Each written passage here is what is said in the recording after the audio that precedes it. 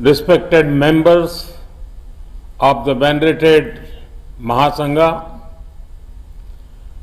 Prime Ministers of Nepal and Sri Lanka, my minister colleagues, Sri Prahlad Singh and Sri Kiran Rijiju ji, Secretary General of International Buddhist Confederation, Venerable Dr. Dhammapriya ji, respected scholars, Dhamma followers, sisters and brothers from around the world, Namo Buddhaya, Namaste. I am honored to address you all on the special day of Vaisakh. Vaisakh is a day to celebrate the life of Lord Buddha.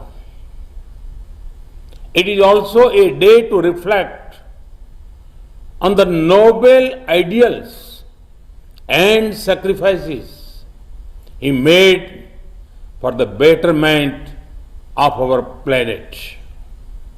Friends, last year also I had addressed a Vaisakh Day program.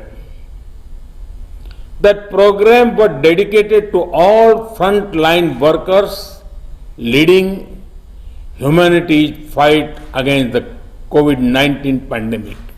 A year later, we are seeing a mix of continuity and change. The COVID-19 pandemic had not left us. Several nations, including India, have experienced a second wave. This is the worst crisis humanity faces in decades. We have not seen a pandemic like this for a century. This once-in-a-lifetime pandemic has brought tragedy and suffering at the doorstep of many. The pandemic has impacted every nation. The economic impact is huge as well. Our planet will not be the same after COVID-19. In the times to come, we will certainly remember events as either pre-COVID or post-COVID. But over the last year, there have been many noteworthy changes as well. We now have a better understanding of the pandemic, which strengthens our strategy to fight it. Most importantly, we have the vaccine, which is absolutely important to save lives and defeat the pandemic. The emergence of a vaccine in a year of the pandemic striking shows the power of human determination and tenacity. India is proud of our scientists who have worked on the COVID-19 vaccines. Through this forum, I would like to once again salute our first responders, frontline healthcare workers, doctors, nurses, volunteers, who selflessly risk their lives every day to serve others in need. To those who have suffered and lost their near and dear ones, I would like to extend condolences. I grieve with them. Friends, by studying the life of Lord Buddha, there is mention of the four sights. These four sights brought Lord Buddha face to face with human suffering. At the same time, it ignited within him the desire to devote his life to removing human sufferings. Lord Buddha taught us, Bhavatu Sabba Mangalam. Blessings, compassion, and welfare of all.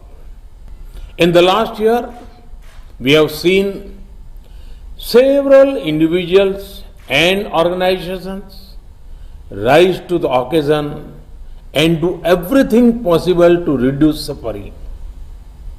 I have also learnt of the generous contribution of equipment and materials made by the Buddhist organizations, followers of Buddha Dharma from world over. The scale, both in terms of population and geographical space, of the task is huge. Humanity has been humbled by the outpouring of generosity and support from fellow humans. These actions are in line with the teachings of Lord Buddha. It manifests the supreme mantra of Appadipo Bhava. Friends, COVID-19 is certainly a major challenge we face. While we do everything possible to fight it, we must not lose sight of the other challenges humanity faces. One of the biggest challenges is that of climate change. Reckless lifestyle of the present threaten the coming generations. Weather patterns are changing. Glaciers are melting. Rivers and forests are in danger. We cannot let our planet remain wounded. Lord Buddha put emphasis on a way of life where respect for Mother Nature is paramount. I am proud to share that India is among the few large economies to be on track to completing their Paris targets. For us, sustainable living is not only about right words, it is about the right actions.